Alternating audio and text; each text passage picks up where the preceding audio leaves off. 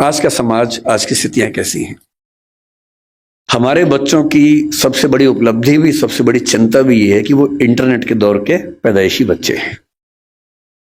हमारी जनरेशन वो है जिसने सारे चेंजेस को देखा। हम लोग दुनिया के सबसे रोचक जनरेशन के लोग हैं, जो मेरी जैसी उम्र के लोग हैं, 40-50। मैं 50 का हूं, आप तो 40-30 के लग रहे हैं देखने में। तो मतलब जो 40-50-55 की उम्र के लोग हैं, इतनी इंटरेस्टिंग जनरेशन इस दुनिया के इतिहास में कोई नहीं है जितनी हमारी है। हम जब पैदा हुए तो टेलीविजन आने वाला था। टेलीविजन हमारे दौर में 1975 में पैदा हुआ भारत में। टेलीविजन से लेकर फिर कलर टीवी, फिर वीसीआर, वीसीपी, वहां से होते होते फोन, जिसमें घुमा घुमा के फोन करना पड़ता था। फिर थोड़े अच्छे फोन होने लगे, वायरलेस होने लगे।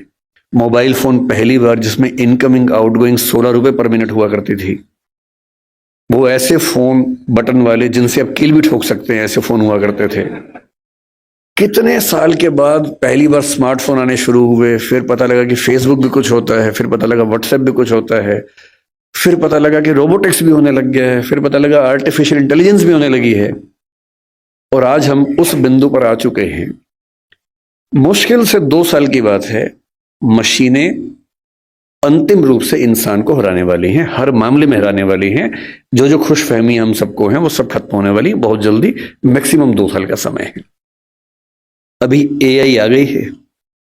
जिस दिन एजीआई ठीक से आ गई, एजीआई का मतलब है आर्टिफिशियल जनरल इंटेलिजेंस, और एआई की दुनिया के सबसे बड़े धुरंधर सैम ऑल्टमैन ने कल ही एक इंटरव्यू दिया, कल या परसों में, और कहा है कि चैट जीपीटी 4, जिसको आप बहुत बड़ा समझ रहे हैं कि कमाल हो गया है, वो अगले 2 साल बाद हास्यास्पद मानी जाएगी। वो प्रिमिटिव किस्म की टेक्नोलॉजी है, इतनी हास्यास्पद मानी जाएगी कि इतना भद्दा काम भी क्या हमने किया था कभी। और आज हम चैट जीपीटी को देख के दंग रह जाते हैं। कुछ भी करना हो, फोटो बनानी हो, वीडियो बनाना हो, रिसर्च करनी हो, कुछ भी करना हो, आप चैट जीपीटी को ठीक से प्रॉम्प्ट दीजिए। मतलब मैंने कई बार ऐसा करके देखा। एक विषय पर रिसर्च करनी है, पहले मुझे दिन भर लगता था 24 घंटे रिसर्च करने में, अब 24 सेकंड लगते हैं। वो सब कुछ करके देता है। और आज से 2 साल बाद ये प्रिमिटिव होने वाला है, आदिम होने वाला है। उसके बाद तो पता नहीं क्या होगा। इस दौर में जो बच्चे पैदा हुए, जिनको जेन जी और पता नहीं क्या क्या आजकल हम बोलते हैं, जनरेशन जी है, जनरेशन वाई है, हर 5-7 साल में चेंज हो रही जनरेशन आजकल। ये किस दौर के बच्चे हैं? ये पैदा होते हैं, जैसी माँ थोड़ी परेशान है, बाप परेशान है, खट से उसको मोबाइल फोन दे दिया, ये टेलीविजन पे लगा दिया कोई अच्छा सा टीवी चैनल जिसपे वो सब आ रहा है, राइम्स आ रही है, अच्छी अच्छी वीडियो के साथ आ रही है, कार्टून फिल्म आ रही है। और बच्चे को पता लग गया कि एक मेरा बाप है, एक मेरी माँ है, और एक इन दोनों से ज्यादा इंटरेस्टिंग एक और है, ये बड़ा सा, इसमें हमेशा बढ़िया चीजें आती हैं। ये तो कभी कभी गुस्सा करते हैं, ये वाला ज्यादा अच्छा है, तो टीवी पे ज्यादा उसको मजा आने लगता है।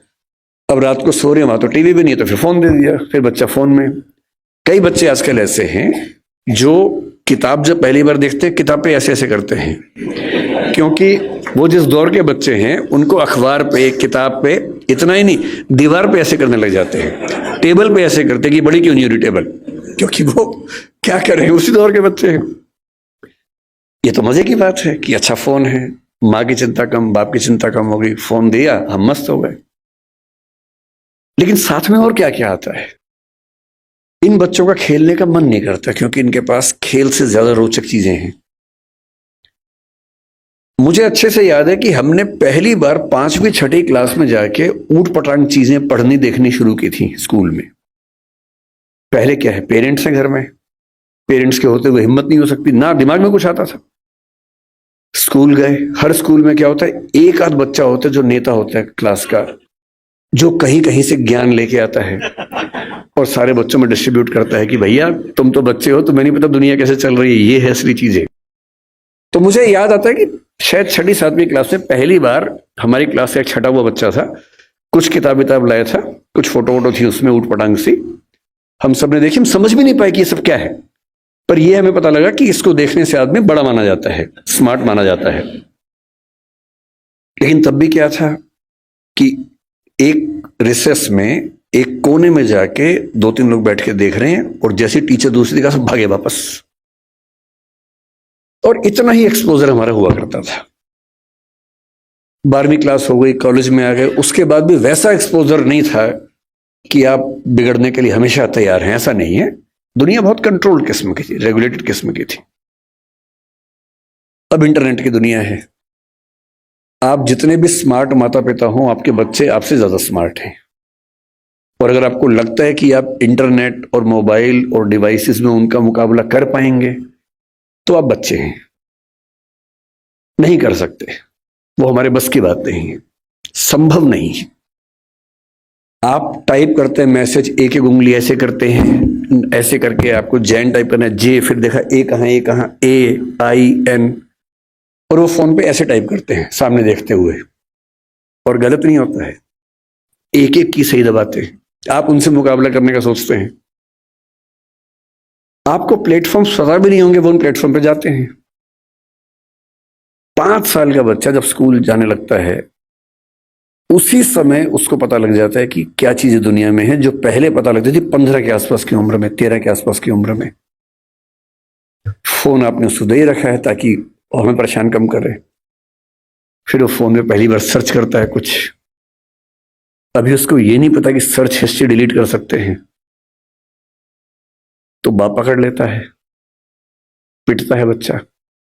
फिर उसका स्कूल का फ्रेंड बताता है कि नहीं, इनकॉग्निटो जाना है। अगली बार से बच्चा स्मार्ट हो गया है। 6 साल का बच्चा स्मार्ट है, इनकॉग्निटो में वो सब देख रहा है जो आप नहीं चाह रहे थे, और जो आप देख रहे थे लेकिन आप नहीं चाह रहे थे कि वो देखे। बच्चा है, छोटा बच्चा है, उसका एक्सपोजर का लेवल सोच के देखिए। ये हंसी मजाक में मैं कह रहा हूं, लेकिन बात की गंभीरता को देखना है। 6, 7, 8 साल के बच्चों का वो एक्सपोजर लेवल है जो पहले 14, 15, 16 की उम्र में होता था। मेडिकल साइंस इस बात को मान चुकी है। मैं जितनी बातें कोट कर रहा हूं, मैं हवा में कोट नहीं कर रहा हूं, मेडिकल साइंस की रिसर्चेस के बेस पे कोट कर रहा हूं।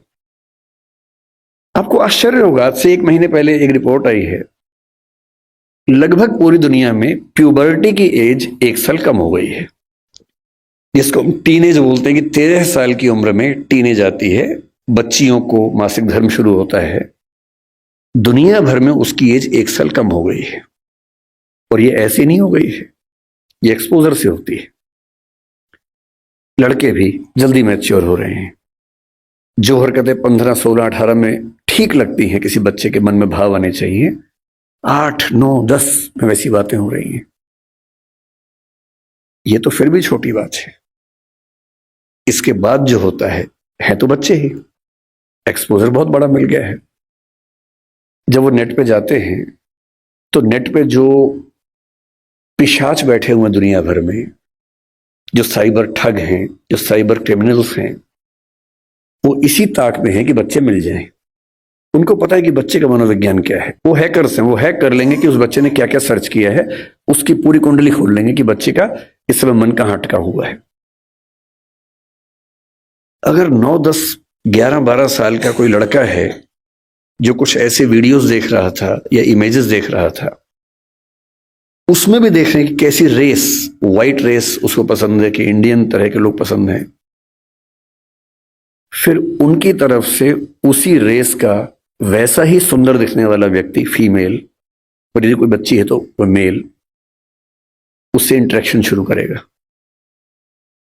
उससे बातचीत होने लगेगी। धीरे धीरे उसको वो उलझाएगा अपनी बातों में। वो बच्चा तो माँ बाप से छुप के कर रहा है सब, माँ बाप को पता ही नहीं है। और फिर वो उस बच्चे को प्रलोभन बहुत बड़े बड़े मिलेंगे। आपको ये सब नहीं पता है तो पता होना चाहिए, बहुत बड़े रैकेट चल रहे हैं इस समय दुनिया में। 11, 12 साल का एक लड़का अपने कमरे में लैपटॉप पे वीडियो चैट कर रहा है, शायद एक ऑस्ट्रेलियन लड़की से जिसकी उम्र 21, 22, 25 साल है, और वो उससे मीठी मीठी बातें कर रही है। और फिर वो उससे कह रही है कि देखो, तुम इतने सुंदर हो, मैं तुम्हें देखना चाहती हूं, तुम भी मुझे देखो।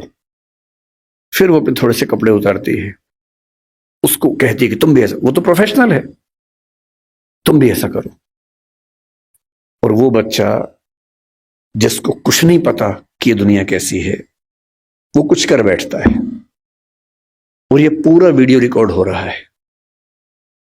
और जैसी ऐसी चीज होती है उसके बाद खट से मैसेज आता है कि अगर 2 घंटे में इस अकाउंट में $500 जमा नहीं किए तो ये वीडियो क्लिप तुम्हारे पापा मम्मी, तुम्हारा इंस्टा अकाउंट मेरे पास है, इंस्टा अकाउंट में जितने तुम्हारे फ्रेंड्स हैं उन सबके पास चला जाएगा, सबके ईमेल आईडी मेरे पास है। इसको बोलते हैं सेक्सटॉर्शन। और ये इस समय टीनेजर्स की दुनिया की सबसे बड़ी क्राइसिस है। बड़ी बात नहीं है कि हम में से किसी का बच्चा झेल चुका हो, बड़ी बात तब होगी जब उसने आपको बताया हो। और अगर आपको नहीं बताया है और आप इस खुशफहमी में कि ऐसा हमारे बच्चे को हो ही नहीं सकता, तो फिर कह रहा हूं कि हम इस बात से अनजान हैं कि हम किस स्थिति में हैं। अपने बच्चों से बात करना शुरू कर दीजिए। पहली बात तो ऐसा ना हो, और हो जाए तो आपसे बात कर ले। कई बच्चे झेल नहीं पाते, पैसा होता नहीं है, पैसा होता तो देते हैं। और $500 का मामला नहीं है, वो पहली बार का मामला है, उसके बाद फिर उतना मामला है, अगली बार फिर उतना मामला है। और ये ध्यान रखना है कि किसी बच्चे के साथ ये करने के लिए वीडियो रिकॉर्डिंग की जरूरत भी नहीं है। हम एआई के जमाने में हैं, डीप फेक से कुछ भी हो सकता है। किसी आर्टिफिशियल इंटेलिजेंस जो फोटोग्राफी बेस्ड ऐप है, सिर्फ इतना उसको कहना है कि ये फोटो है, सिंपल फोटो, स्कूल की फोटो, पासपोर्ट साइज फोटो, उसको देनी है और कहना है कि इस फोटो को एक ऐसी फोटो में तब्दील कर दो कि ब्लैकमेल किया जा सके। किसी के साथ भी हो सकता है। बस कल को कभी हम में से किसी का बच्चा हमसे ये कहे कि देखो पापा, देखो मम्मी, ये फोटो मेरी लग रही है पर मेरी है नहीं, तो उसको मारना पीटना नहीं है, भरोसा कर लेना है कि ऐसा हो सकता है। तकनीक इस लेवल पे है। और एक और टेक्नोलॉजी जो भी पब्लिक डोमेन में नहीं आई है, कभी भी आ सकती है लेकिन बन चुकी है। वो क्या करती है, एक फोटो देनी है और प्रॉम्प्ट देना है कि इस फोटो के बेस पे वीडियो बनाओ और वीडियो में ये होना चाहिए। आप जो चाहेंगे वीडियो बन जाएगा, आपका ही बन जाएगा। आप वो नहीं है। और आप क्या, इस दुनिया के बड़े बड़े टेक्निकल एक्सपर्ट्स नहीं बता पाएंगे कि ये वीडियो नकली है। इसको डीप फेक कहते हैं आजकल, डीप फेक। हमारे आपके बच्चे इस खतरे से गुजर रहे हैं और ये आज नहीं तो कल हम सबके बच्चों को झेलना है। उन सबको समझाने की जरूरत है कि जब किसी से प्रेम भी करते हो, मान लीजिए आजकल बच्चों के प्रेम में क्या होता है, सबसे पहले पासवर्ड शेयर करते हैं कि तू मुझसे प्यार करती है, हाँ तो पासवर्ड दे, तू मुझसे प्यार करता है तो पासवर्ड दे। दोनों पासवर्ड देते हैं, फिर एक और आईडी बना लेते हैं अलग से, उसका पासवर्ड दे देते हैं। फिर उसके बाद भरोसा और कायम करना है। फिर रात को 2 बजे जब पेरेंट्स सो चुके हैं, फिर वीडियो कॉल करते हैं।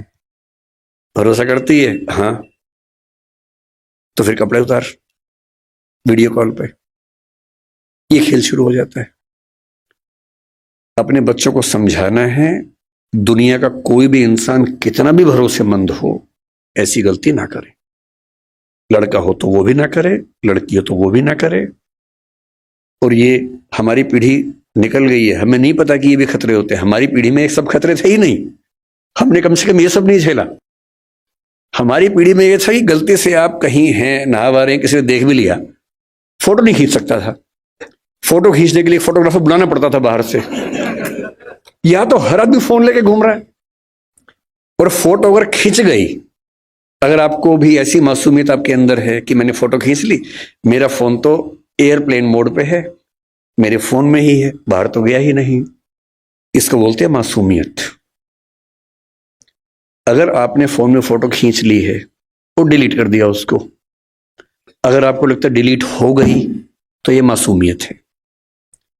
कोई सिंपल सा टेक्निकल एक्सपर्ट जो बहुत ज्यादा पढ़ा लिखा भी नहीं है, 2 मिनट में फोटो बाहर निकाल लेगा, कितनी भी डिलीट करते रहिए अपने फोन से। और एक बार इंटरनेट पर चली गई तो दुनिया की कोई ताकत उसको परपेचुअल मेमोरी से डिलीट नहीं कर सकती, वो दुनिया के इतिहास में जब तक दुनिया रहेगी वो फोटो रहेगी, वो वीडियो रहेगा, कोई नहीं छिप पाएगा, कोई बच नहीं पाएगा। और जब बच्चे इस दौर से निकलते हैं उनको एंजाइटी होती है, डिप्रेशन होता है, और उस समय उनको जरूरत होती है किसी ऐसे व्यक्ति की जो उनसे ठीक से बात करे, उनको समझे। अभी 2 महीने पहले एक वेब सीरीज आई है दहाड़ नाम की, अगर नहीं देखी है तो उसको देखिए, वो कई मामलों में अच्छी वेब सीरीज है। मैं उसका प्रचार करने के लिए नहीं आया हूं, तो संयोग से मुझे अच्छी लगी तो बता दिया। जो मैं कहना चाह रहा हूं उसमें क्या है, उसमें एक पुलिस का एसएचओ है, एसएचओ है या डीएसपी है शायद, एक अधिकारी है पुलिस का। उसी के जुरिसडिक्शन में एक स्कूल में उसका बेटा पढ़ता है, और स्कूल से कंप्लेंट आई कुछ बच्चे एक मोबाइल फोन एक कमरे के अंदर देखते हुए पकड़े गए हैं। वो मोबाइल फोन वही है जिसको उसका बाप ढूंढ रहा है किसी क्राइम की इन्वेस्टिगेशन के लिए, वो नंबर ट्रेस कर रहे थे, वही नंबर है। तो बाप और पुलिस की पूरी टीम भागी है, और प्रिंसिपल ने कहा कि वो बच्चे इस कमरे के अंदर हैं। अंदर गया तो उसका अपना बच्चा ही है। वो बच्चा क्रिमिनल नहीं है, वो तो गलती से फोन उसके पास आ गया, वो वाला जो फोन क्रिमिनल का था उसके पास आ गया। और तब वो पुलिस वाला देखता है कि उसका बच्चा और उसके 3-4 दोस्त वो सब वीडियोस देख रहे हैं जो 9-10 साल के बच्चे को नहीं देखने चाहिए थे। लेकिन उसके बाद सबसे इंटरेस्टिंग बात क्या है, घर जाके वो पुलिस ऑफिसर अपने बच्चे के साथ बैठता है, और कम से कम 2-3 मिनट का सीन है। किसी फिल्म या वेब सीरीज में 2-3 मिनट का मतलब बहुत बड़ी बात होती है। जब हम फिल्म लिखते हैं तो हमारा टारगेट होता है कि कोई भी सीन 1 मिनट से ऊपर का नहीं होना चाहिए किसी भी हाल में, वरना लोग बोर हो जाते हैं। मैक्सिमम 1 मिनट होता है। 2-2.5 मिनट तक एक थीम पर बात चल रही है, इसका मतलब डायरेक्टर चाह रहा है कि यह बात ठीक से पहुंचे। और बाप अपने बेटे को सिखा रहा है कि बेटा ये चीजें इस रूप में नहीं होनी चाहिए, इस रूप में होनी चाहिए, सही उम्र में होनी चाहिए। और तुम जो वीडियो देख रहे थे उसमें लड़की को ऑब्जेक्ट की तरह इस्तेमाल किया जा रहा था। लड़कियां ऑब्जेक्ट नहीं होती हैं, इंसान होती हैं। तुम्हारी माँ, तुम्हारी बहन भी लड़की है। ध्यान रखना, जिससे प्रेम करो, जिससे शादी करो, वैसा ही सलूक करना जो चाहते हो कि तुम्हारी बहन के साथ भी हो। ये होती है बाप की जिम्मेदारी, ये होती है माँ की जिम्मेदारी कि जब बच्चे उस रास्ते पर जाए तो उनको थोड़ा समझाए कि क्या करने की जरूरत है।